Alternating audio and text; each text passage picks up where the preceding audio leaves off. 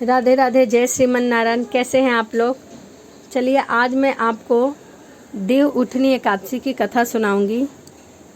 कहते हैं कि 4 महीने की निद्रा के बाद आज श्री हरि विष्णु उठते हैं। जिस दिन उठते हैं उसी दिन एकादशी मनाई जाती है और उस दिन के बाद सभी शुभ काम किए जा सकते हैं, जैसे शादी ब्याह या फिर आप किसी घर का पूजा पाठ करा सकते हैं। तो चलिए आज मैं देव उठनी एकादशी की कथा सुनाती हूँ आपको। एक राजा के राज्य में सभी लोग एकादशी का व्रत रखते थे। प्रजा तथा नौकर चाकर से लेकर पशुओं तक एकादशी का व्रत रखते थे और उस दिन वह अन्न ग्रहण नहीं करते थे।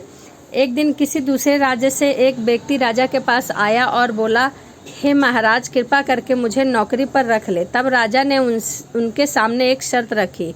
ठीक है, रख लेते हैं, किंतु रोज तो तुम्हें खाना मिलेगा, पर एकादशी के दिन अन्न नहीं मिलेगा। उस व्यक्ति ने उस समय हाँ कर ली, पर एकादशी के दिन जब उसे फलहार का सामान दिया गया तो वह राजा के सामने जाकर गिड़गिड़ाने लगा, महाराज, इससे मेरा पेट नहीं भरेगा, मैं भूखा ही मर जाऊंगा, मुझे अन्न दे दो। राजा ने उसे शर्त की बात याद दिलाई, पर वह छोड़ने को राजी नहीं हुआ। तब राजा ने उसे आटा, दाल, चावल आदि दिए।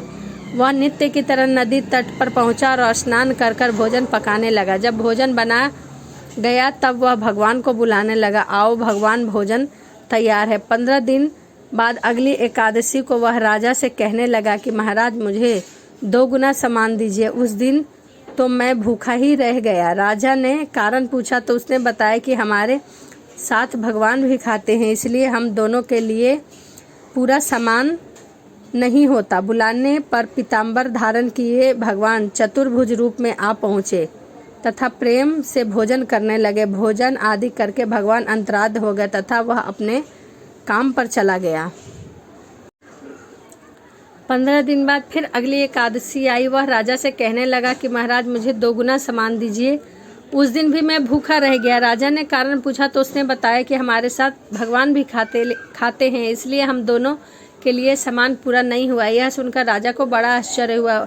वह बोला, मैं नहीं मान सकता कि भगवान तुम्हारे साथ खाते हैं। मैं तो इतना व्रत रखता हूँ, पूजा करता हूँ, पर भगवान ने मुझे कभी दर्शन नहीं दिए। राजा की बात सुनकर वह बोला, महाराज, यदि आपको विश्वास ना हो तो चलकर देख लीजिए। राजा एक पेड़ के पीछे छिपकर बैठ गया। उस व्यक्ति ने भोजन बनाया तथा भगवान को शाम तक पुकारता रहा, परंतु भगवान न आए। अंत में उसने कहा, हे भगवान, यदि आप नहीं आएंगे तो मैं नदी में कूदकर अपने प्राण त्याग दूंगा।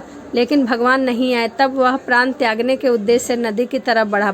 प्राण त्यागने का उसका दृढ़ इरादा जानकर शीघ्र ही भगवान प्रकट हुए, उसे रोक लिया और साथ बैठकर भोजन करने लगे। खा पीकर वे उसे अपने विमान में बिठाकर अपने धाम को ले गए। यह देख राजा ने सोचा कि व्रत उपासना से तब तक कोई फायदा नहीं जब तक आपका मन शुद्ध ना हो। इससे राजा को ज्ञात हुआ। वह भी मन में व्रत और उपासना को लगाकर अंत में स्वर्ग को प्राप्त हुआ।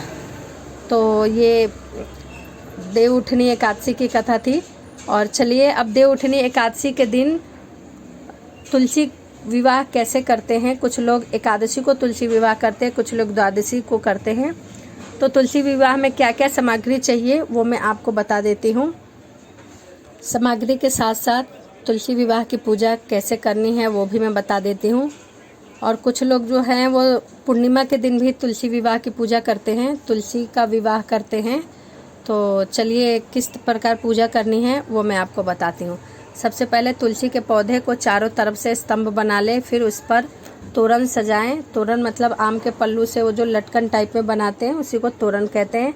उसके बाद रंगोली से अष्टदल कमल बनाएं। जिसे भी अष्टदल कमल बनाना नहीं आता वो कमेंट में बताएं, मैं उन्हें बताऊंगी कि अष्टदल कमल कैसे बनाते हैं। उसके बाद तुलसी का जो पॉट है, गमला है, उस पर शंख, चक्र और गाय के पैर बनाएं, या फिर गमला छोटा हो तो वहाँ नीचे भी बना सकते हैं। तुलसी के साथ आंवले का गमला अवश्य रखें। तुलसी का पंचोपचार सर्वांग पूजा करें। दक्षाक्षरी मंत्र से तुलसी का आवाहन करें।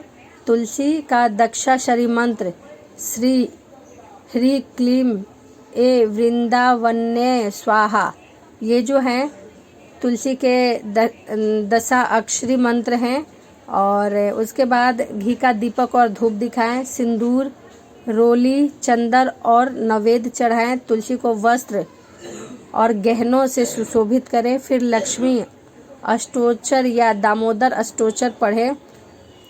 तुलसी के चारों ओर दीपदान करें। एकादशी के दिन श्री हरि को तुलसी चढ़ाने का फल 10,000 गोदान के बराबर मिलता है। जिन दंपतियों के यहाँ संतान ना हो वो तुलसी का नामाष्टक पढ़े।